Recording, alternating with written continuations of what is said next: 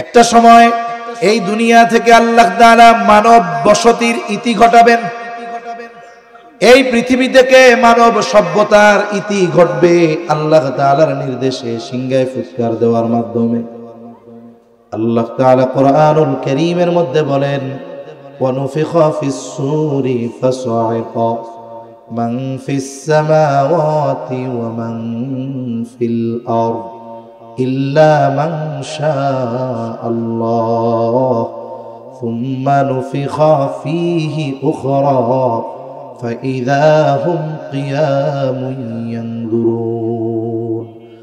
আল্লাহ রাব্বুল আলামিন জানায় দেন, প্রথমবার যখন সিংহায় ফুৎকার দেওয়া হবে, প্রথমবার সিংহায় ফুৎকারের আওয়াজে ফাসা'iকা মান ফিস সামাওয়াতি ওয়া মান ফিল আরদ, আসমান এবং জমিনের মাঝে যত প্রাণী আছে, যত প্রাণ আছে, ওই আওয়াজে প্রথমে তারা অজ্ঞান হয়ে যাবে। তাফসীরের মধ্যে আসছে এরপরে সবার মৃত্যু ঘটবে। কাদের?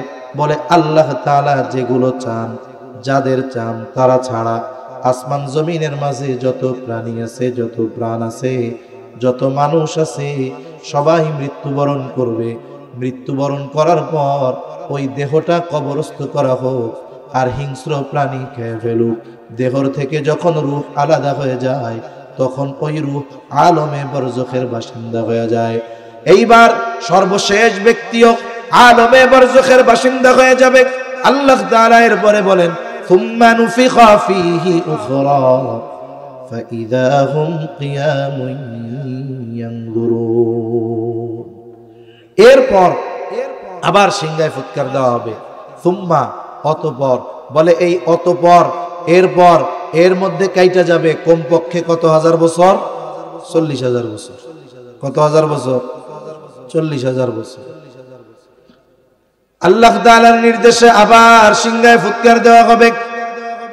সুম্মা নুফিখা ফীহি উখরা ফাইযা হুম কিয়ামুন ইয়ানজুরুন। দ্বিতীয়বার সিংহায় ফুৎকার দেওয়ার পর প্রত্যেকের অবস্থান স্থল থেকে উঠে যাবে, দাঁড়িয়ে যাবে, ডানে বামে তাকায় দেখতে থাকবে কি হচ্ছে এইগুলা।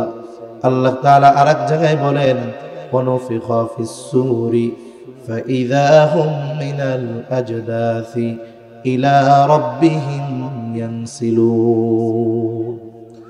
আল্লাহ রাব্বুল আলামিন বলেন, এখানে দ্বিতীয়বার সিংহায় ফুৎকার উদ্দেশ্য। আল্লাহ তাআলা বলেন, দ্বিতীয়বার সিংহায় ফুৎকার দেওয়ার পর প্রত্যেকের অবস্থান স্থল থেকে উঠে যাবে। ইলা রাব্বিহিম ইয়ানসিলুন, প্রত্যেকেই তার রবের দিকে ছুটতে থাকবে। আল্লাহ তাআলা এক ব্যবস্থাপনা করে দিবেন, তারা ছুটতে থাকবে। বলে হাসরের ময়দানে সবাই উঠল। এখন ওই দিবসটার এক নাম হলো ইয়াউমুল হাসর। বলে কেন? বলে পৃথিবীর শুরু থেকে নিয়ে শেষ পর্যন্ত সব মানুষকে ওই দিন একত্রিত করা হবে, জমা করা হবে। বলে ওই দিবসের আর এক নাম হলো ইয়াউমুল জাযা। কেন? বলে ওই দিন মানুষকে তার দুনিয়ার কর্মের পূর্ণ প্রতিদান দিবেন কে? ফাইদা জাআ আজালুহুম লা ইস্তাখিরুনা সাআতান ওয়া লা ইস্তাকদিমুন। আল্লাহ রাব্বুল আলামিন আমার আপনার জন্য যেই সময় নির্ধারণ করে রেখেছেন, একেবারে যথা সময়ে মালাকুল মউত হাজির হয়ে যাবে। আমার আপনার দেহ থেকে রূহ প্রাণ বের করে নেওয়া হবে। আমার আপনার সময় হওয়ার এক মুহূর্ত আগেও মালাকুল মউত আসবে না। আসার ক্ষেত্রে তার এক মুহূর্ত বিলম্ব হবে না, একেবারে যথা সময়ে মালাকুল মউত হাজির। আমার আপনার দেহ থেকে প্রাণটাকে বের করে নিয়ে যাবে। এই দেহ থেকে যখন রূহ বের হয়ে যায় তখন নতুন একটা নাম দেওয়া হয়, বলে এটা হলো লাশ। সবার এক নাম। তখন রূহ বের হয়ে গেলে আপনার ব্যাপারেও বলবে লাশ, আমার ব্যাপারেও বলবে লাশ। বলে লা শাইউন ফীহ, যার মধ্যে কিছুই নাই। বলে কি নাই? বলে যেইটা থাকলে এটা সচল ছিল সেইটাই এর মধ্যে নাই। এই জন্য যখন আপনি আমি জীবিত ছিলাম ঢাকা থেকে যখন বাড়ির উদ্দেশ্যে রওনা হইতাম, মানুষজন বন্ধু বান্ধব বাড়িতে এসে বারবার জিজ্ঞাসা করত, আব্দুর রহিম কত দূর আসছে, আব্দুল করিম কত দূর আসছে। আবার আমি আপনি যদি ঢাকায় মারা যাই, যখন আমার লাশটা বাড়ির দিকে রওনা হবে, তখন আমার বাড়িতে গিয়ে বলবে না আব্দুর রহিম কত দূর আসলো, আব্দুল করিম কত দূর আসলো, তখন আমার আপনার ব্যাপারে একই কথা বলবে, লাশ কত দূর আসছে, কত দূর পৌঁছাইছে। ঠিক কিনা বলেন? তার মানে বোঝা গেল মূলত এই দেহটার কোনো দাম নাই, মূল দাম হলো রূহের। রূহ যদি বের হয়ে যায়, এই দেহটার আর কোনো দাম থাকে না। হায়রে, মনে করেন আপনি মাহফিলে আসছেন, গভীর রাতে বাড়িতে ফিরবেন, আপনার সন্তান, আপনার স্ত্রী আপনার জন্য বিছানা তৈরি করে রাখছে, আবহাওয়া ঠান্ডা, অন্য দিনের চাইতে আজকে একটু ঠান্ডা বেশি, বলে কম্বলটা বাইর কর, ল্যাপটা বাইর কর, সুন্দর মতো ঝেড়ে পুষে বিছানা রেডি রাখ, তোর আব্বা আসলে যেন আইসাই বিছানায় শুয়ে পড়তে পারে, কষ্ট যেন না হয়। আল্লাহ না করুন যদি এমন কোনো ব্যক্তির ক্ষেত্রে বিষয়টা এমন হয়, এইখানে সে ইন্তেকাল করলো, যাওয়ার সময় সে মারা গেল, বলেন তো ওই স্ত্রী, ওই কন্যা এই কথা বলবে নাকি যে আমার বাবার লাইগা এত কষ্ট করে বিছানাটা প্রস্তুত করে রাখছিলাম, আজকে আমার বাবার লাশটা গোটা রাত এই বিছানার মধ্যে থাক, কম্বল গায়ে দিয়ে রাইখা দেই, রাখবে? মসজিদ থেকে খাটিয়াটা আনবে, লাশটা হয়তো বাড়ির উঠানে নিয়ে যাবে, বলে সবাই চিন্তা করবে আগামী দিন অনেক ব্যস্ততা, এখন আমরা সবাই একটু ঘুমাই, লাশটা বাইরে রাইখা দাও। এটাই জীবন, এটাই বাস্তবতা। অথচ দেহের সব আছে, শুধু রূহ না থাকার কারণে এই দেহটার কোনো দাম নাই, দেহটার কোনো আর মূল্য নাই। এই জন্য যখন কোনো মানুষ মারা যায়, আমাদের অঞ্চল সহ গোটা বাংলাদেশে এক ধরনের ঘোষণা হয়, মাইকের মধ্যে বলে অমুক এলাকার অমুক আজ বিকাল 5 ঘটিকায় ইন্তেকাল করেছে, আগামী দিন সকাল 10টায় অমুক স্কুল মাঠে তার জানাজা অনুষ্ঠিত হবে। ধর্মপ্রাণ সকল মুসলমানদেরকে মরহুমের রূহের মাগফিরাত কামনায় জানাজায় শরীক হওয়ার জন্য অনুরোধ করা গেল। এই রকম প্রচার আমাদের দেশে প্রায় সব জায়গায় কম বেশি হয়। এই প্রচার করার মধ্যে একটা কথা বলে, আরবি শব্দ বলে ইন্তেকাল, বলে অমুক ইন্তেকাল করেছে, অমুক ইন্তেকাল করেছে। ইন্তেকাল শব্দটি হলো আরবি শব্দ, বলে ইন্তেকাল শব্দের অর্থ হলো স্থানান্তরিত হওয়া। ইন্তেকালের মাধ্যমে কেউ চূড়ান্তভাবে নিঃশেষ হয়ে যায় না, বলে শুধুমাত্র স্থান পরিবর্তন হয়। রূহ এটা অবিনশ্বর, এর কোনো ধ্বংস নাই। কারণ কি? বলে রূহ হইল আল্লাহ তাআলার নির্দেশ, আল্লাহ তাআলা যেমন চিরন্তন, আল্লাহর নির্দেশ তেমন চিরন্তন। এই জন্য রূহ ধ্বংস হয়ে যায় না, রূহ শুধু পর্যায়ক্রমে স্থান পরিবর্তন করতে থাকে। আল্লাহ তাআলা যদি চায় এই রূহটাকে আমার আপনার দেহের মধ্যে দিয়েছেন, যদি চান পাখির দেহের মধ্যেও দিতে পারতেন। ক্ষমতা ছিল নাকি আল্লাহর? বলেন, আছে না এই ক্ষমতা? আছে। এখন যেই কথা বলতেছিলাম, বলে অমুক ইন্তেকাল করিয়াছে, ইন্তেকাল শব্দের অর্থ হলো স্থানান্তরিত হওয়া। তার মানে আমি আপনি, আমার আপনার মূল হলো রূহ। এই রূহ স্থানান্তরিত হইল কোথায়?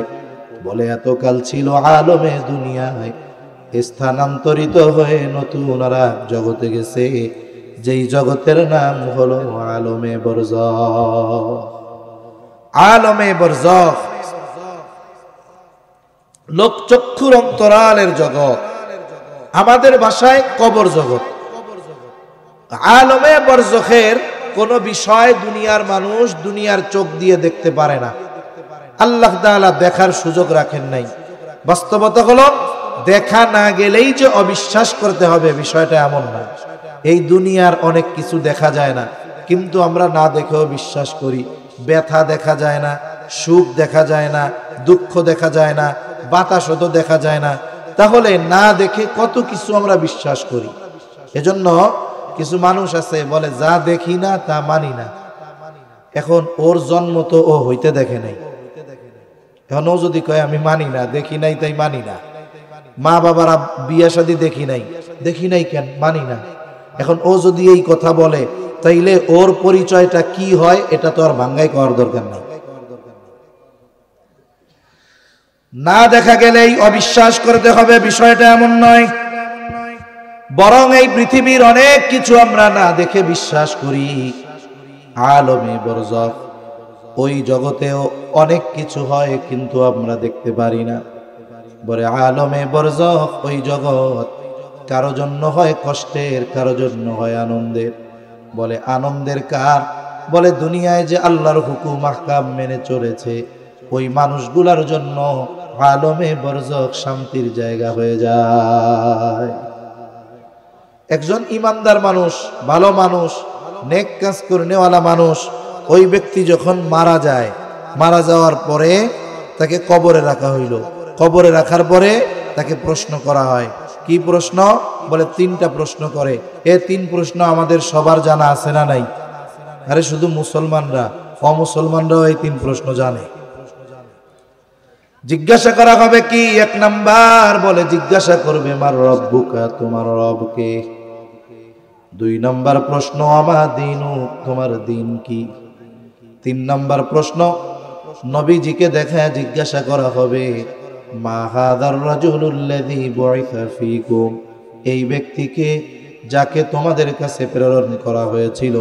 আর এক বর্ণনায় আসছে জিজ্ঞাসা করা হবে ওমান নাবিয়ুক, তোমার নবীকে। বলে এই 3 প্রশ্ন, এই 3 প্রশ্নের জবাব আমাদের সবার জানা আছে, কিন্তু বাস্তবতা হলো দুনিয়ার পরীক্ষার হলের প্রশ্ন আর কবরের প্রশ্নের মধ্যে তফাৎ হইল এইটা। দুনিয়ায় যদি লেখাপড়া করা হয়, হলের মধ্যে প্রশ্ন আসলে জবাব দেওয়া যায়, কিন্তু কবরের প্রশ্ন মুখস্থ করলে, লেখাপড়া করলে, নকল নিয়ে গেলে জবাব দেওয়া যাবে না। কারণ কবরের প্রশ্নের সম্পর্ক লেখাপড়া মুখস্থ করার সাথে নয়, বরং কবরের প্রশ্নের জবাবের সম্পর্ক হলো আমলের সাথে। বলে তোমার রবকে, প্রশ্নের জবাব তো হইল আল্লাহ। বলে কবরের মধ্যে এই প্রশ্নের জবাব আমার রব আল্লাহ। কে দিতে পারবে? বলে যেই ব্যক্তি দুনিয়ায় আল্লাহ তাআলার হুকুম আহকাম মেনে চলেছে, আল্লাহর আদেশ নিষেধ মেনে চলেছে, ওই ব্যক্তি কবরে জবাব দিতে পারবে আমার রব আল্লাহ। আর যে ব্যক্তি দুনিয়ায় আল্লাহর হুকুম আহকাম মানে নাই, বলে ওই ব্যক্তি যতই মুখস্থ করুক না কেন, কবরে যখন প্রশ্ন করা হবে সে জবাব দিতে পারবে না। দ্বিতীয় প্রশ্ন হলো আমা দীনুক, তোমার দিন কি। তার মানে দুনিয়ার জীবন তুমি কোন দর্শনের আলোকে চালিয়েছো, কোন মতাদর্শের উপরে পরিচালিত করেছো? বলেন তো আমাদের দ্বীনের নাম কি? দ্বীন অর্থ হইল জীবন ব্যবস্থা। জীবন ব্যবস্থা কি? বলে তোমার ব্যক্তিগত জীবন, সামাজিক জীবন, রাজনৈতিক জীবন, অর্থনৈতিক জীবন, পারিবারিক জীবন। বলেন তো কিভাবে পরিচালিত করতে হবে? এই সমস্ত কিছু ইসলামের মধ্যে আছে না নাই? এই জন্য আল্লাহ তাআলা বলেন ইন্নাদ-দীনা ইনদাল্লাহিল ইসলাম, আমাদের জীবন ব্যবস্থা হলো ইসলাম। আল্লাহ তাআলার ফয়সালা এটাই, সিদ্ধান্ত এইটাই। আল্লাহর নিকটে মনোনীত জীবন ব্যবস্থার নাম হলো ইসলাম। এখন আমি আপনি যদি আমার ব্যক্তিগত জীবন ইসলামের আলোকে চালাই, পারিবারিক জীবন ইসলামের আলোকে পরিচালিত করি, রাজনীতি, সমাজনীতি, অর্থনীতি, পৌরনীতি আমি যদি ইসলামের আলোকে পরিচালনা করি, আমার মুখস্থ করা লাগবে না। কবরে যখন প্রশ্ন করবে ওমা দীনুক, সাথে সাথে ওই ব্যক্তি জবাব দিয়া দিবে আমার দিন হলো ইসলাম। আমার জীবন ব্যবস্থার নাম কি? জবাব দিতে পারবে কে? মুখস্থ যে করছে সে? ইসলামের উপরে যে জীবন পরিচালিত করেছে সে জবাব দিতে পারবে যে আমার দিন হলো ইসলাম। 3 নাম্বার প্রশ্ন হবে ওমান নাবিয়ুক, অথবা নবীকে দেখিয়ে বলা হবে মা হাদার রাজুলুল্লাযী বুইসা ফীকুম, এই ব্যক্তিকে যাকে তোমাদের কাছে প্রেরণ করা হয়েছিল। বলে আমরা সবাই জানি তিনি মুহাম্মাদুর রাসূলুল্লাহ সাল্লাল্লাহু আলাইহি ওয়াসাল্লাম। তবে জবাব সবাই দিতে পারবে না। জবাব কে দিতে পারবে? বলে যে নবীজির আদর্শের আলোকে জীবন চালিয়েছে ওই ব্যক্তি জবাব দিতে পারবে। ইনি হলেন আমাদের নবী মুহাম্মাদুর রাসূলুল্লাহ। তাহলে কবরের প্রশ্নের জবাবের সম্পর্ক আমলের সাথে, কিসের সাথে বলেন? মানে কর্মের সাথে। এই প্রশ্নের আলোকে যারা দুনিয়ায় কর্ম করবে শুধুমাত্র কেবলমাত্র তারাই এই প্রশ্নগুলোর জবাব দিতে পারবে। ভাই আওয়াজটা বাড়ান তো। এই অপারেটর সাহেব ঘুমাই গেছে নাকি? এখনই ঘুমাই গেছে। এই অপারেটর ভাই, বাইসে আছে? আচ্ছা আচ্ছা, সাউন্ডটা বাড়াও যেন দূরের থেকে একটু টানে। হ্যাঁ, নাহলে কষ্ট হয় কথা কইতে। ঠিক আছে, এমনি সুন্দর আছে মাশাআল্লাহ। ঠিক আছে, যে ডাকা ডাকতেছি মাইকে ভয় পেয়ে গেছি যে কাম সারা নেই। তাহলে কবরের প্রশ্নের জবাবের সম্পর্ক আমলের সাথে, কিসের সাথে জোরে বলেন? এখন যেই ব্যক্তি এই 3 প্রশ্নের আলোকে দুনিয়ায় আমল করছে, ও যদি নাও কোনোদিন জানে যে এই 3 প্রশ্ন কবরে করা হবে, নাও যদি জানে, কবরে যাওয়ার পরে যদি তারে প্রশ্ন করা হয়, ওর কি জবাব দিতে কোনো সমস্যা আছে? জবাব দিয়ে দিল, বলে পরীক্ষায় পাস। আল্লাহ তাআলার পক্ষ থেকে বলা হবে সাদাকা আবদি সাদাকা আবদি ফাফরিশুহু মিনাল জান্নাহ ওয়ালবিসুহু মিনাল জান্নাহ ওয়াফতাহু লাহু বাবান ইলাল জান্নাহ। আল্লাহ তাআলার পক্ষ থেকে ঘোষণা আসবে, আমার এই বান্দা সত্য বলেছে, তাকে জান্নাতের পোশাক এনে পরায় দাও, জান্নাতের বিছানা তার কবরের মধ্যে বিছায় দাও, জান্নাতের সাথে তার দরজা, কবরের সাথে একটা দরজা খুলে দাও। হাদিসের মধ্যে আরো আসছে, তারে বলা হবে নাম কারাও কানাউমাতিল আরুস, বলা হবে ঘুমাইতে থাকো যেমন করে নতুন দুলা ঘুমায়, আরামে ঘুমাইতে থাকবে, তার কবরটা একটা জান্নাতের বাগান হয়ে যাবে। ও মনে করবে এটাই মনে হয় জান্নাত। ফেরেশতারা বলবে না না, জান্নাতে তোমার জন্য যেই নেয়ামত রাখা হয়েছে এই নেয়ামতের তুলনায় জান্নাত, জান্নাতের তুলনায় এই কবরের নেয়ামত কোনো কিছুই না। মনে করেন এমন একটা জিনিস আমরা পাইছি যেটা আমার জীবনে অকল্পনীয় পছন্দের এক জিনিস, যেই জিনিসটা পাবো কল্পনাও করি নাই, এরকম একটা জিনিস পাওয়ার পরে মনে হয় এর চেয়ে ভালো আর কিছু হইতে পারে না। কিন্তু যখন ওই জিনিসের চাইতে আরো ভালো জিনিসের খবর আমি আপনি পাবো, তখন আমার আকাঙ্ক্ষা ইচ্ছা ওই আরো ভালোটা পাওয়ার প্রতি যাবে। ঠিক কিনা বলেন? ও তো কবরের জগতে গিয়া যেই নেয়ামত পাইছে ওগুলো দুনিয়ায় চোখেই দেখে নাই। কবরে গিয়া যেই নেয়ামত পাইছে মনে করবে এর চাইতে ভালো আর কি হইতে পারে, এই জন্য মনে করবে যে এটা মনে হয় জান্নাত। ফেরেশতা যখন বলবে আরে না না, জান্নাতের তুলনায় এটা কিছুই না, তখন কি হবে? ওই জান্নাতের নেয়ামত পাওয়ার আগ্রহ তার অন্তরের মধ্যে বাড়বে। বলে পাবো কোন সময়? বলে পাবা কিয়ামতের পরে, এখন ঘুমাও। এইবার ওই মানুষগুলো আল্লাহর কাছে ফরিয়াদ করবে, বলবে আল্লাহ যথাদ্রুত সম্ভব আপনি কিয়ামত কায়েম করেন, কারণ আমি আমার মূল আবাসস্থল জান্নাতে যেতে চাই। তাহলে দিনদার মানুষগুলো কিয়ামত কায়েম হওয়ার জন্য আল্লাহর কাছে ফরিয়াদ করবে, বলবে আল্লাহ যথাদ্রুত সম্ভব কিয়ামত কায়েম করেন, যাতে করে আমি আমার আবাসস্থল জান্নাতে যেতে পারি। আবার দেখেন, যারা কবরের 3 প্রশ্নের জবাব দিতে পারবে না, যতই মুখস্থ করুক কাজ হবে না। পরীক্ষার হলে যখন কেউ নকল নিয়ে যায়, নকল যদি নিয়ে যাওয়ার পরে দেখে সে যা নকল আনছে সব প্রশ্নের সাথে মিলা গেছে, ওরতে খুশি আর কেউ আছে নাকি? কেউ যদি চিন্তা করে এই 3 প্রশ্ন আমি সুন্দর করে মুখস্থ করব, সাথে সাথে প্রয়োজনে মরার সময় ওসিয়ত করে যাবো, শোন আমার কাফনের কাপড়ের মধ্যে 3 প্রশ্নের জবাব লেখা সুন্দর মতো দিয়ে দিবি, আরবিতেও লিখবি, বাংলায় লিখবি, ইংলিশেও লিখবি। ও যদি চিন্তা করে ফেরেশতা কবরে আসার পর আমি জিজ্ঞাসা করার আগেই উত্তরপত্র দিয়া বলবো, ধরেন 3 ভাষায় জবাব দেওয়া আছে, বলেন তো এই সুযোগ আছে নাকি? এখনো তো জবাব দিতে পারবে না। আল্লাহ তাআলার পক্ষ থেকে ঘোষণা আসবে, কাযাবা আবদি কাযাবা আবদি ফাফরিশুহু মিনান নার ওয়ালবিসুহু মিনান নার ওয়াফতাহু লাহু বাবান ইলান নার। বান্দা মিথ্যা বলতেছে, মিথ্যা বলতেছে, তাকে জাহান্নাম থেকে আগুনের পোশাক এনে পরায় দাও, কবরের মধ্যে আগুনের বিছানা বিছায় দাও, আর তার কবরের সাথে জাহান্নামের সাথে দরজা খুলে দাও। এরপরে নবীজি বলেন, তার কবরটাকে এত সংকীর্ণ করা হবে, 2 দিক দিয়ে মাটি চাপ দিবে, এক পাজরের হাড় অপর পাজরের মধ্যে ঢুকে যাবে।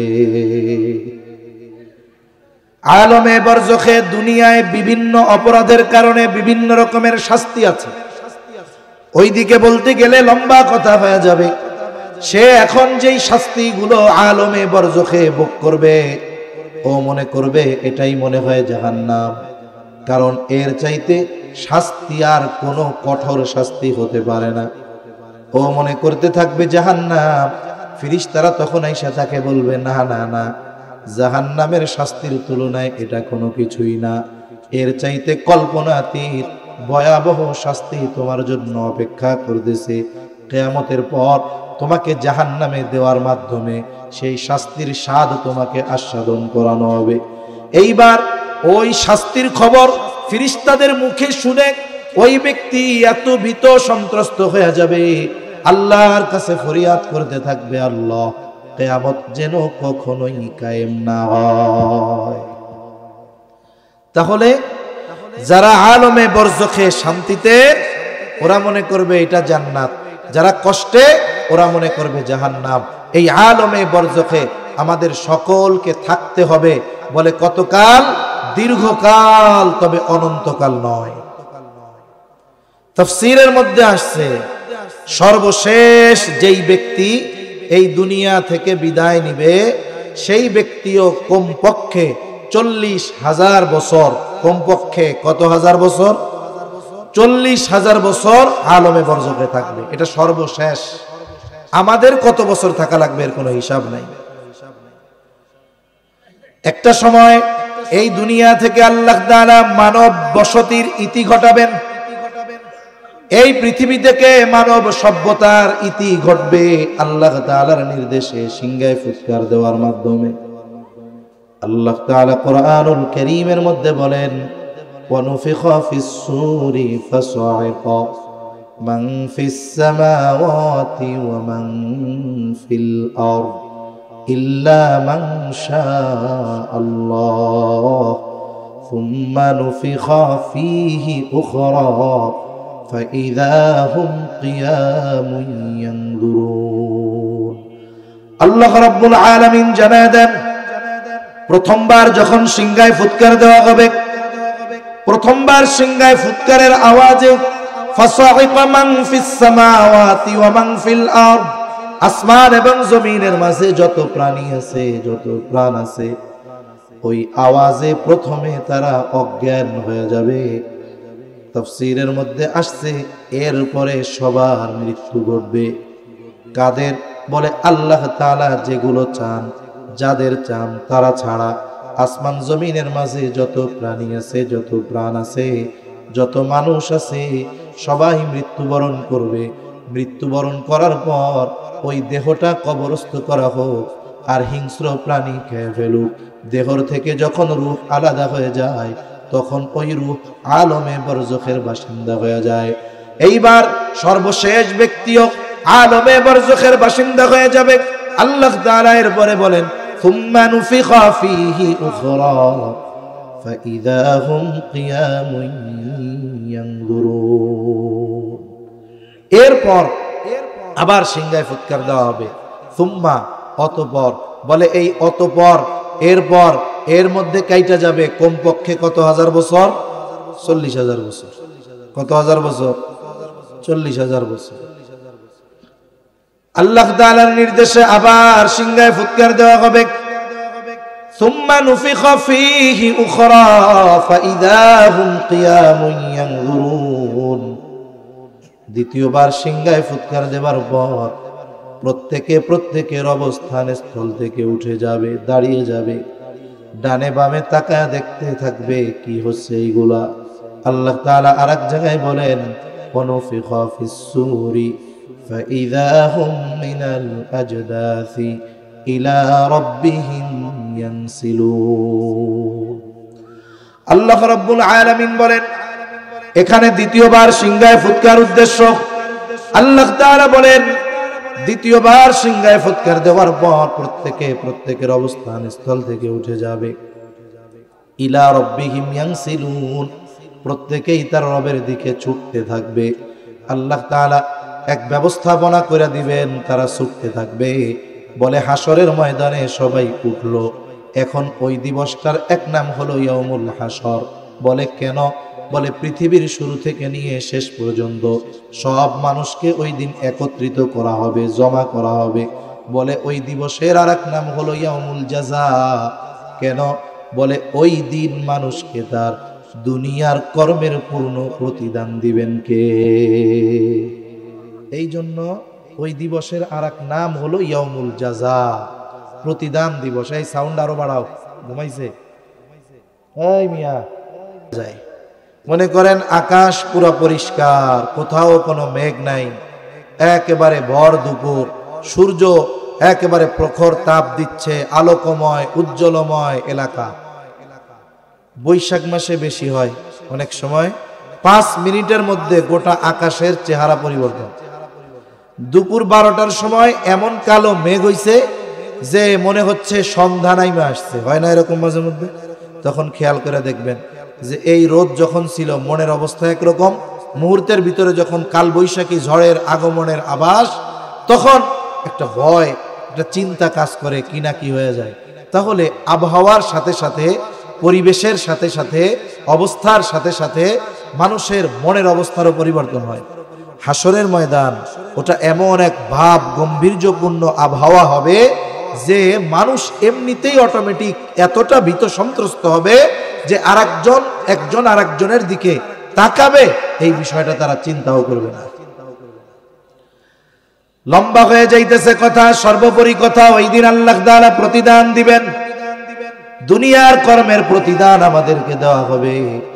শুধু তাই না, আমরা দুনিয়ায় কি কর্ম করতাম তার বিপরীতে আমার ফলাফল কি, তাও আল্লাহ তাআলা প্রত্যেকটা মানুষের হাতে আমলনামা পৌঁছায়া দেওয়ার মাধ্যমে জানায় দিবে। আমরা যে আমল করি এই আমলগুলো একেবারে ফাইল আকারে রেডি হইতেছে। কিয়ামতের দিন আমাদের প্রত্যেকের আমলনামা আমাদের প্রত্যেকের কাছে চলে আসবে। কিয়ামতের ময়দানে কয়েকটা মুহূর্ত হবে সবচাইতে ভীতকর পরিস্থিতিময় অবস্থা। এর মধ্যে একটা হলো যখন আমলনামা দেওয়ার ঘোষণা হবে। কারণ তখন সবার চিন্তা যে কোন হাতে আমলনামা পাই। ডান হাতে যদি আমলনামা পাই তাইলে বুঝলাম যে আমি সরাসরি জান্নাতে হোক আর শাস্তি ভোগ কইরা হলেও হোক আমি এক সময় জান্নাতে যাব। কিন্তু বাম হাতে যদি আমলনামা হয় তাহলে আর জান্নাতে যাওয়ার কোনো উপায় নেই। আল্লাহ রাব্বুল আলামিন আমলনামাগুলো ছেড়ে দিবেন। আমলনামাগুলো প্রত্যেকের কাছে যায় পৌঁছাবে, যারটা তার কাছে যাবে। আমলনামা পৌঁছায় যাবে হাতে। কেউ ডান হাতে আমলনামা পাবে, কেউ বাম হাতে আমলনামা পাবে। বাম হাত ডান হাতে যে আমলনামা পাবে সে কত আনন্দিত। আল্লাহ তাআলা কোরআনুল কারীমের মধ্যে বলেন, ফাআম্মা মান উতিয়া কিতাবাহু বিয়ামিনি ফায়াকুলু হাউম ইকরাউ কিতাবিয়া ইন্নী যানানতু আন্নী মুলাকিন হিসাবিয়া। এইবার ডান হাতে যে আমলনামা পাবে, ফাআম্মা মান উতিয়া কিতাবাহু বিয়ামিনি, ডান হাতে আমলনামা পায় সে এত খুশি হবে।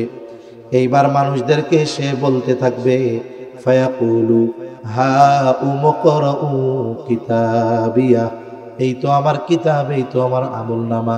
তোমরা পইড়া দেখো আমার আমলনামা।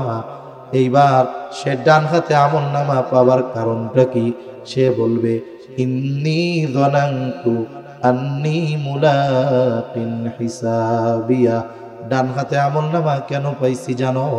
কারণ আমি এই ব্যাপারে দৃঢ় বিশ্বাস করতাম যে আমাকে আমার কর্মের হিসাবের মুখোমুখি হওয়া লাগবে। ডান হাতে আমলনামা কেন পাইছি? বলে আমি দুনিয়ায় এই ব্যাপারে দৃঢ় বিশ্বাসী ছিলাম যে আমি দুনিয়ায় যে কর্মগুলো করতেছি, হয়তো অনেক কর্ম দুনিয়ার কেউ জানবে না, আমি দুনিয়ার মানুষের চোখ ফাঁকি দিতে পারবো, দুনিয়ার মানুষের কাছে হিসাব দেওয়া লাগবে না, কিন্তু আমার দৃঢ় বিশ্বাস ছিল যে আমাকে আল্লাহর সামনে আমার কর্মের হিসাব দিতে হবে। এ বিশ্বাস আমি দুনিয়ায় রাখছিলাম, যার কারণে আজকে আমলনামা কোন হাতে পাইলাম? ডান হাতে। জোরে বলেন কোন হাতে? তাইলে দুনিয়ায় কর্মের হিসাব মানুষের কাছে দেওয়া না লাগুক, ফাঁকি মানুষকে দেওয়া যাইতে পারে, কিন্তু আমাদের দুনিয়ার কর্মের প্রত্যেকটা কর্মের হিসাব আল্লাহর সামনে দেওয়া লাগবে কি লাগবে না? এই বিশ্বাস যাদের অন্তরে আছে, সাতটায়, আচ্ছা সাতটা, ঠিক আছে। তাহলে ডান হাতে আমলনামা পাওয়া যাবে কেমনে? বলে যেই মানুষগুলো দুনিয়ায় এই চিন্তা রাখবে যে আমাকে দুনিয়ার কারো কাছে কর্মের হিসাব না দেওয়া লাগলেও দিতে হবে কার কাছে? জোরে বলেন কার কাছে? আমি যত কাজ করি দুনিয়ায়, ভালো হোক আর মন্দ হোক, মানুষ না জানলেও না দেখলেও যিনি জানেন যিনি দেখেন তিনি কে? এই আল্লাহ দেখেন জানেন। এই চিন্তা যদি আমার আপনার মধ্যে থাকে, তাহলে দেখবেন মানুষের আড়ালেও মন্দ কাজ করা যাবে না, ঠিক কিনা কোন? কারণ মানুষ মন্দ কাজ কোন সময় করে না? মানুষ দেখে ফেলাইবো এই ভয়ে করে না, সিসি ক্যামেরায় রেকর্ড হবে এই ভয়ে করে না। বলে আল্লাহর দেখাকে যদি সে ভয় করে, তাহলে একা থাকলেও সে অন্যায় কাজে জড়াবে। আবার যারা বাম হাতে আমলনামা পাবে, এদের আমলনামা সামনাসামনি দেওয়া হবে না, বলে হাতটাকে বুক চিরে পেছন দিকে নেওয়া হবে, এরপরে বাম হাতের মধ্যে আমলনামা দেওয়া হবে। যারা বাম হাতে আমলনামা পাবে এদের অবস্থা কি? আল্লাহ তাআলা বলেন ওয়া আম্মা মান উতিয়া কিতাবাহু বিশিমালি ফায়াকুলু ইয়া লাইতানি লাম উতা কিতাবিয়া ওয়া লাম আদরি মা হিসাবিয়া ইয়া লাইতাহা কানাতিল কাদিয়া মা আগনা আন্নি মালিয়া হালাকা আন্নি সুলতানিয়া। বাম হাতে আমলনামা যারা পাবে তারা বলবে ইয়া লাইতানি লাম উতা কিতাবিয়া, হায় দুর্ভোগ, যদি এই আমলনামা না পাইতাম, এই কিতাবটা যদি নাই পাইতাম, ওয়ালাম আদরি মা হিসাবিয়া, আমি যদি আমার এই হিসাব না জানতাম, ইয়া লাইতাহা কানাতিল কাদিয়া, ওই যে প্রথমবার মরছিলাম ওটাই যদি আমার চূড়ান্ত মরণ হইতো তাহলে কতই না ভালো হইতো। মা আগনা আন্নি মালিয়া, হায়রে আমার মাল সম্পদ আমার কোনো কাজে আসলো না, আমার ক্ষমতা কোনো কাজে আসলো না, আফসোস যতই করুক না কেন, বলেন তো ওই সময় আফসোস করা যাবে ঠিক, কিন্তু কোনো কাজ হবে না। এখন কথা হলো যারা ডান হাতে, তাদের ঠিকানা হলো জান্নাত। ডান হাতে আমলনামা পাইলে ঠিকানা কই? জোরে কোন? আর যারা বাম হাতে আমলনামা পাইছে তাদের ঠিকানা কোথায়? জাহান্নাম। আল্লাহ তাআলা সেই কথাটাই বলেন কুল্লু নাফসিন বিমা কাসাবাত রাহিনা ইল্লা আসহাবাল ইয়ামিন। আল্লাহ তাআলা বলেন প্রত্যেকটা মানুষ তার কর্মের কারণে আবদ্ধ থাকবে। বলে কোথায়? বলে যারা বাম হাতে আমলনামা পেয়েছে তারা তাদের মন্দ কর্মের কারণে জাহান্নামের মধ্যে আটক থাকবে। তবে ওই ব্যক্তিরা তো জাহান্নামে যাবে না। কারা? বলে ইল্লা আসহাবাল ইয়ামিন, যারা ডানপন্থী, মানে যারা ডান হাতে আমলনামা পাইল। বলে তাদের ঠিকানা কোথায়? বলে যারা ডান হাতে আমলনামা পাবে তাদের ঠিকানা হলো জান্নাত। এখন জান্নাতি জান্নাতে জাহান্নামী জাহান্নামে। এখন দুনিয়ায় তো অনেক মানুষের সাথে আমাদের পরিচয় আছে, জানাশোনা আছে, দেখাশোনা আছে। এখন জান্নাতে গিয়া যখন মানুষ জান্নাতে সবাইরে খুঁজবে, সবাইকে তো আর জান্নাতের মধ্যে পাবে না, পাবে নাকি? মনে রাখবেন, এ সমাজে অনেক মানুষ আছে, এ দেশে অনেক মানুষ আছে, এই দুনিয়ায় অনেক মানুষ আছে যে সে তার পরিচয় দেয় মুসলমান, তার নামটা মুসলমানদের মতো মুসলিম সমাজে বসবাস করে। দেখা যাবে তার অন্তরের মধ্যে এমন কিছু বিশ্বাস সে গেঁথে নিয়েছে, যেই বিশ্বাসগুলোর কারণে সে বেঈমান হয়ে গেছে, ও নিজেও জানে না। এখন ও মরলে তো ওর জানাজাও দিবেন, আমরাও ওর জানাজায় যাবো, ওরে কবরে রাখা হবে, এখন ওর জন্য দোয়া করা হবে। আবার যারা জিয়াফত মিয়াফত করে এরা প্রতি বছর জিয়াফতও করব, মানুষেরও খাওয়াইব। এখন বলেন তো, তার জন্য যত ভালো কাজ করা হোক না কেন, ও তো বেঈমান, ওর কি কোনোদিন নাজাত পাওয়ার আর সুযোগ আছে নাকি? সুযোগ নেই। তাহলে জান্নাতি জান্নাতে, জাহান্নামী জাহান্নামে। বলে হাসরের ময়দানে কেউ কাউকে চিনবে না ঠিক, কিন্তু জান্নাতি জান্নাতে যাওয়ার পরে সবাইরে খুঁজতে থাকবে। হাসরের ময়দানে বাবার থেকে পালাবে, ভাইয়ের থেকে পালাবে, সন্তান স্ত্রীদের থেকে, স্ত্রীর থেকে পালাবে, মা বাবার থেকে পালাবে। কিন্তু হাসরের ময়দানে এই অবস্থা হলেও জান্নাতে গিয়া সবাইরে খুঁজতে থাকবে। বলে দুনিয়ায় যার সাথে একদিন হলেও দেখা হয়েছিল, ওই ব্যক্তিকেও সে জান্নাতে গিয়ে খুঁজতে থাকবে। যতই খুঁজুক না কেন, সবাইরে তো আর জান্নাতে পাবে না। তাফসিরে ইবনে কাসির সহ সকল প্রসিদ্ধ তাফসিরের মধ্যে আসছে। এইবার জান্নাতীরা চিন্তা করবে, এরা গেল কই? আল্লাহ তাআলা জান্নাতি আর জাহান্নামীদের মধ্যে দেখা এবং কথাবার্তার ব্যবস্থা করে দিবেন। সুবহানাল্লাহ। জান্নাতি জাহান্নামীরে দেখবে, জাহান্নামী জান্নাতীরে দেখবে। এখন বলেন, দুনিয়ায় আধুনিক প্রযুক্তির কারণে অনেক কিছু বোঝা এখন সহজ। বলে আল্লাহ কি জান্নাতি গো জাহান্নামের মধ্যে নিয়ে দেখাবে নাকি? বলে তার তো প্রয়োজন নাই। কেন নাই? বলে আপনার আত্মীয় আছে একজন আমেরিকাতে, আপনার যদি তারে একটু দেখতে মন চায়, তার সাথে যদি একটু কথা বলতে মন চায়, আপনার কি আমেরিকা যাওয়া লাগে? বাংলাদেশে বৈশা ওই প্রায় 15,500 কিলোমিটার দূর আপনি ইন্টারনেটের লাইন দিয়া যেই তারে ফোন দেন, 1 মিনিটও লাগে না, 1-2 সেকেন্ডের মধ্যে সে কোন জায়গা আছে দেখা যায়, তার সাথে কথা বলা যায়। আপনার এই জায়গায় রাত হইলে তার ওই জায়গায় দিন, আপনি বসে বসে তার ওই জায়গার দিন দেখতে পারেন। তাহলে এই যে প্রযুক্তি, মানুষের মাথায় এই প্রযুক্তি উদ্ভাবনের বুদ্ধি দিয়েছেন কে? আল্লাহ দিছে। এখন তাইলে বাংলাদেশে বৈশা আমেরিকা যদি দেখা যায়, তাইলে জান্নাতে বৈশা জাহান্নাম দেখা যাবে তো? এবার জান্নাতীর সামনে জাহান্নাম হাজির, সে দেখতে পারবে সব। মনে করেন এই জায়গায় যত মানুষ হোক না কেন, যদি পুরা প্যান্ডেলও ভরা হইতো, আমি যদি কাউরে আগে কোনোদিন দেখতাম, পরিচিত হইতো, এক নজর দেওয়ার সাথে সাথে আমি আমার পরিচিত ব্যক্তিকে চিনতে পারতাম কি পারতাম না? জান্নাতি যখন জাহান্নামের মধ্যে তাকাবে, তাকায়া সে দেখতে পারবে তার অনেক পরিচিত জন, বন্ধু বান্ধব, আত্মীয় স্বজন, এগুলা সব জাহান্নামের মধ্যে জ্বলতেছে, পুড়তেছে, শাস্তি ভোগ করতেছে। ওই অবস্থা দেখে জান্নাতি আল্লাহ তাআলার কাছে কৃতজ্ঞতার মাত্রা বাড়ায় দিবে। আল্লাহর কাছে বলবে, আল্লাহ আপনি যদি আমার উপরে দয়া না করতেন, আমার উপরে যদি মেহেরবানি না করতেন, তাইলে হয়তো আজকে আমাকেও ওদের সাথে জাহান্নামে থাকা লাগতো। অনেক সময় কষ্ট দেখলে নিজে যে ভালো আছি এটা অনুধাবন করা যায়। মনে করেন আমাদের অভ্যাস কি? আমাদের অভ্যাস হইল, আমি মনে করি আমার চাইতে খারাপ কষ্টে আর কেউ নাই। কিন্তু আপনি যায় যখন দেখবেন, আপনার তো একতলা বিল্ডিং আছে, আপনি যায় যখন ঢাকা শহরে দেখবেন শীতের মধ্যে ফুটপাতে একজন শুয়ে রইছে, তার গায়ে কম্বল খেতা কিচ্ছু নাই, লুঙ্গি যেইটা পরা ওইটাই গায়ে, ওই দৃশ্য দেখলে তখন কি মনে হবে? আল্লাহ আপনি আমার জান্নাতে রাখছেন। ঠিক কিনা বলেন? এজন্য অনেক সময় মানুষ অন্যের কষ্ট দেখে নিজে যে ভালো আছে, আরামে আছে বুঝতে পারে। অন্যের কষ্ট দেখে সে তখন কৃতজ্ঞতা প্রকাশ করে, আলহামদুলিল্লাহ, আল্লাহ ওরসে আমার কত ভালো রাখছে। যখন দেখবে ওই শাস্তি, ওইটা দেখা আল্লাহর কাছে বলবে, আল্লাহ আপনি যদি দয়া না করতেন আমারও হয়তো ওই জায়গায় থাকা লাগতো। এবার জাহান্নামীরা জান্নাতীদেরকে দেখতে পাবে।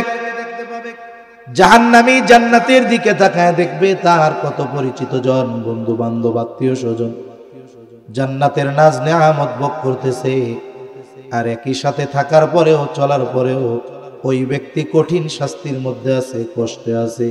এটা দেখবার পর তার অন্তরের মধ্যে এই যে চিন্তা, আফসোস আসবে, আহারে দুনিয়ায় যদি ওদের কথা শুই না ঈমান আনতাম, আমি যদি দ্বীনের উপরে চলতাম, ওই খারাপ মানুষের সঙ্গগুলো যদি ত্যাগ করতাম, আমি সব কিছু বাদ দিয়া যদি নামাজি হয়ে যাইতাম, ভালো বন্ধুগুলার সাথে যদি চলতাম, আহারে আজকে আমিও হয়তো ওর সাথে জান্নাতের মধ্যে অবস্থান করতে পারতাম। আফসোসের কারণে মানুষের কষ্ট হয়, জানেননি? আফসোসের কারণে মানুষের কষ্ট বাড়ে বাড়ে। যাই হোক, ওই কথা আবার কইতে গেলে অনেক সময় লাগবে। এখন আফসোসের কারণে তাদের কষ্টের মাত্রা বেশি অনুভব হবে। শুধু তাই না, আল্লাহ তাআলা কথোপকথনের ব্যবস্থা করে দিবেন। আল্লাহ রাব্বুল আলামিন উভয়ের মধ্যে কথার ব্যবস্থা করে দিবেন। জান্নাতীরা পরস্পর পরস্পর আলোচনা করবে, কিরে এই লোকগুলো জাহান্নামে গেল কেন? আল্লাহ তাআলা এবার তাদের সাথে কথার ব্যবস্থা করে দিবে। আল্লাহ তাআলা বলেন, ফি জান্নাতিন ইয়াতাসাআলুনা আনিল মুজরিমিন মা সালাকাকুম ফি সাকার। জান্নাতীরা এবার জাহান্নামীদের প্রশ্ন করবে, মা সালাকাকুম ফি সাকার, কোন কারণে তোমরা সাকারের অধিবাসী হইলা, কেন তোমরা জাহান্নামী হইলা? প্রশ্ন কারা করবে? বলে প্রশ্ন জান্নাতীরা জাহান্নামীদের করবে। এখন বলতে পারেন, হুজুর আমরা এখনো আছি দুনিয়ায়, হাসর হইল না, কি কইরা আল্লাহ জান্নাতি আর জাহান্নামীদের কথাবার্তার খবর জানায়া দিল? মনে রাখতে হবে, আমাদের কাছে সময়টা হলো 3 ভাগে বিভক্ত। বলে কিছু সময় অতীতকাল, কিছু বর্তমান, আর কিছু ভবিষ্যৎ। কিন্তু আল্লাহ তাআলা হলেন সময়ের স্রষ্টা, ওনার কাছে অতীত আর ভবিষ্যৎ কোনো কিছু নাই। আল্লাহ তাআলার কাছে সব কিছুই বর্তমান।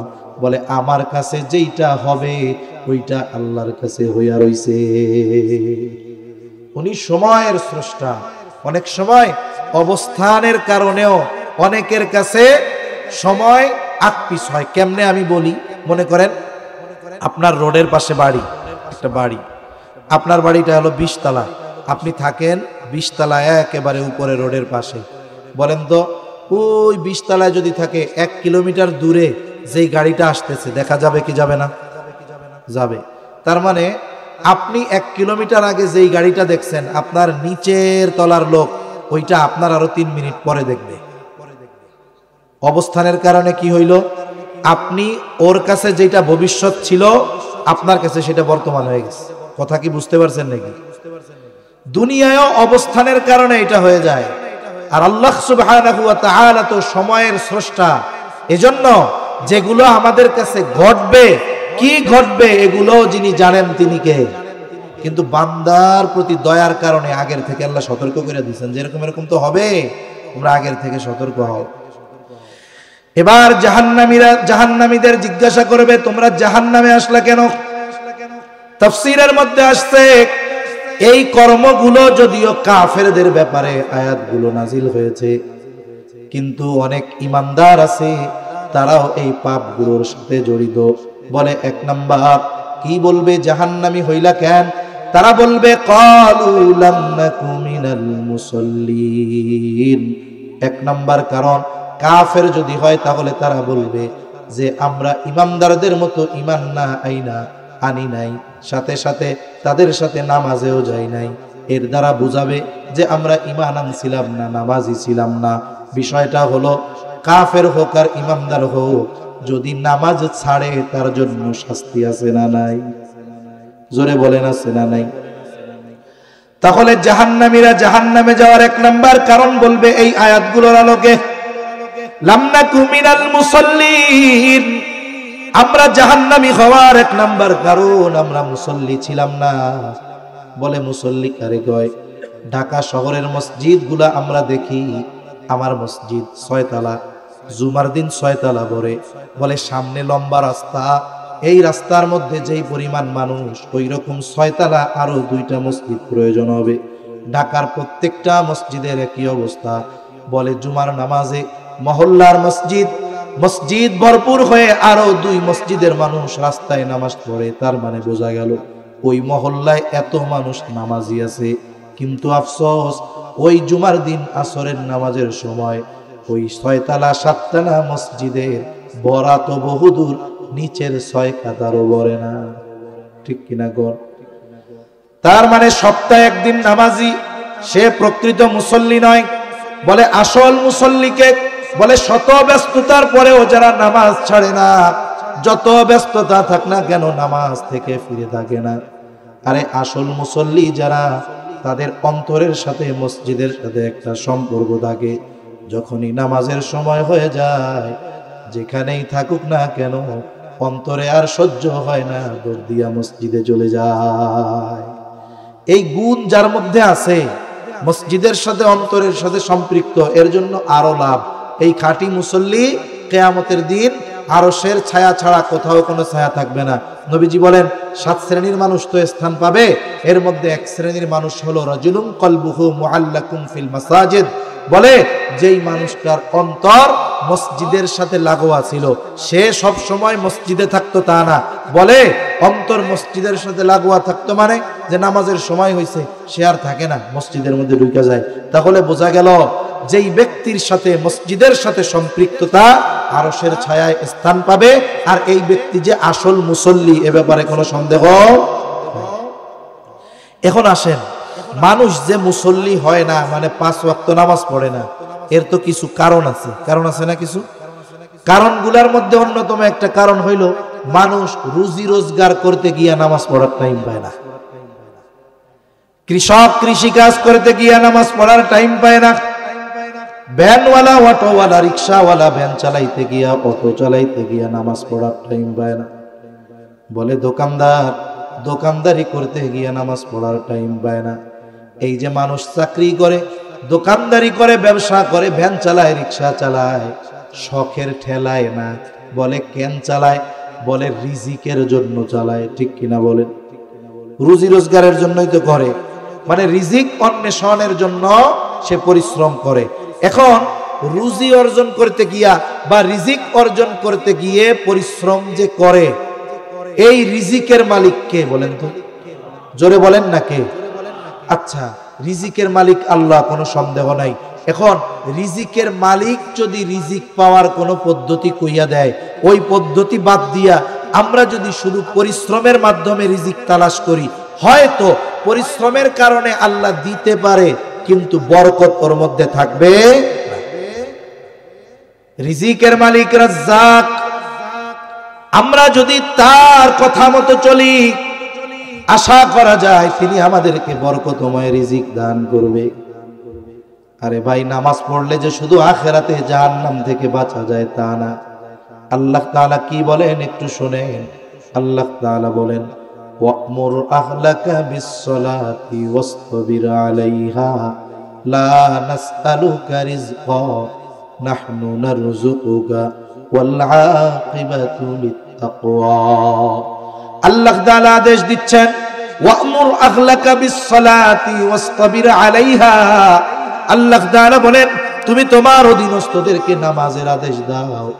ওয়াসতাবির আলাইহা, আরে তুমিও তার উপরে অটল থাকো। তার মানে আল্লাহ তাআলা বলেন, বান্দা তুমি নিজে নামাজি হও, অধীনস্থ যারা আছে এদেরকেও নামাজি বানাও। তার মানে তাদেরও মুসল্লি বানাও, তুমিও মুসল্লি হয়ে যাও। লাভ কি হবে রে বান্দা? আল্লাহ তাআলা বলেন, লা নাসআলুকা রিজকা, আমি আল্লাহ তোমার কাছে তো রিজিক চাই না। তুমি মুসল্লি, ঘরের মানুষগুলো মুসল্লি, বান্দা শুইনা নাও। নাহনু নারযুকুকা, তোমরা মুসল্লি হওয়ার কারণে আমি আল্লাহ তোমারে রিজিক দিয়া দিব। আল্লাহ বলে নামাজি হ রিজিক দিমু, আর রিকশাওয়ালা প্যাডেল মারে আর কয় রিজিক কামামু। ও কামাইতে পারে ঠিক, কিন্তু বরকত হবে না, আর কিস্তি জীবনেও শোধ হবে না। ঠিক কিনা বলেন? জান শেষ হয়ে যাবে, মাগার বরকত খুঁজে পাওয়া যাবে না।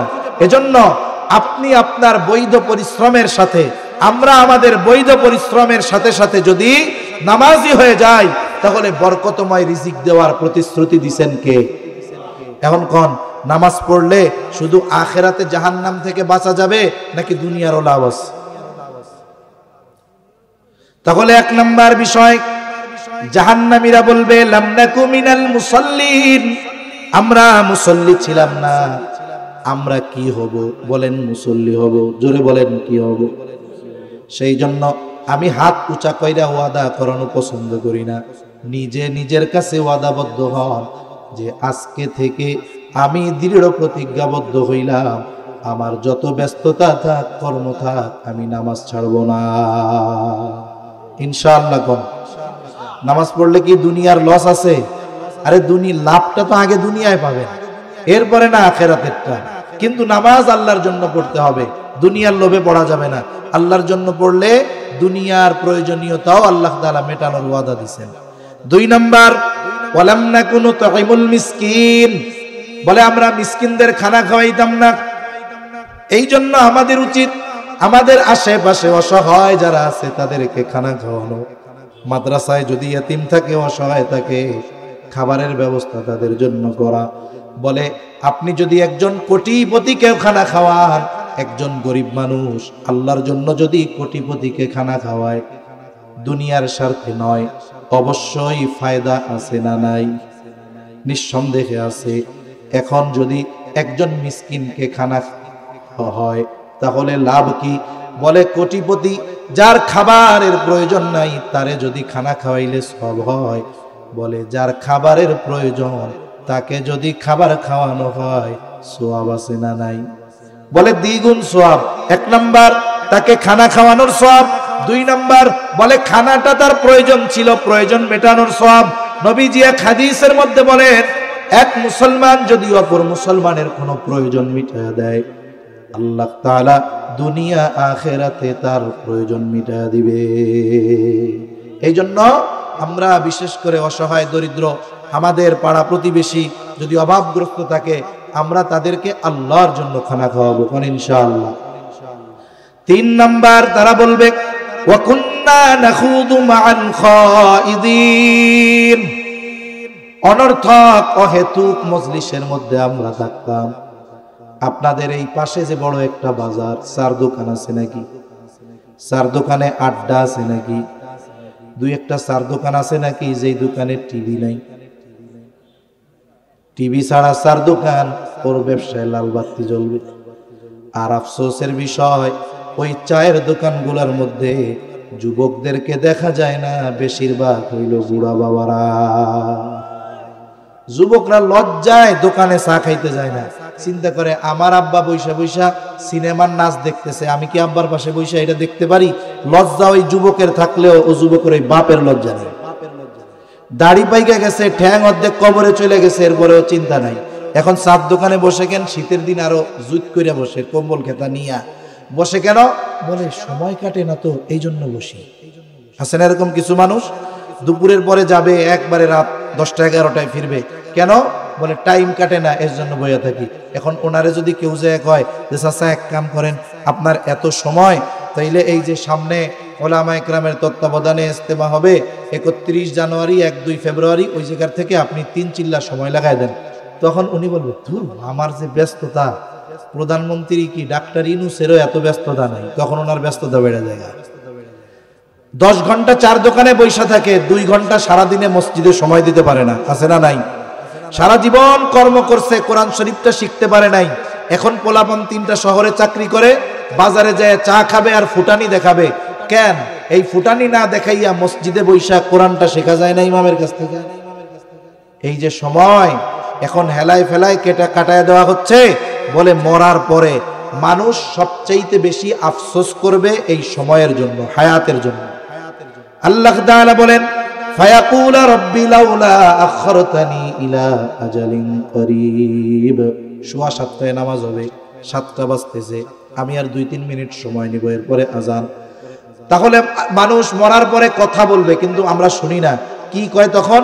আল্লাহর কাছে তারা বলে, ও আমার রব, লাউলা আখারতানি ইলা আজালিন করিব, যদি আমার একটু সামান্য সময়ের জন্য অবকাশ দেওয়া হইতো, আবার যদি একটু দুনিয়ায় যাওয়ার সুযোগ দিতেন, ফাআসাদদাকা ওয়া আকুম মিনাস সালিহিন, আমারে যে সম্পদ দিছিলেন ওইগুলা থেকে দান সাদকা করতাম, আর সৎ কর্ম করতাম, নেক আমল করতাম, আমি সৎ কর্মশীলদের অন্তর্ভুক্ত হয়ে যাইতাম। বলেন তো, মরার পরে যতই আবেগ নিয়া আল্লাহ তাআলার কাছে বলুক না কেন, একটু মুহূর্তের জন্য তাকে দুনিয়ায় আসতে দেওয়া হবে নাকি? এই সময় চাইয়া আফসোস করবে, আর সেই সময় এখন আমাদের আছে। কিন্তু চায়ের দোকানে, কেউ মোবাইলে, কেউ অহেতুক মজলিসে সময়টাকে ব্যয় করতেছি। আফসোস করব যখন সময়ের মূল্য বুঝবো, কিন্তু ওই সময় মূল্য বুঝবো, আফসোস করব, করার কিছু থাকবে না। এজন্য সময় থাকতে আমরা সময়ের মূল্যায়ন করে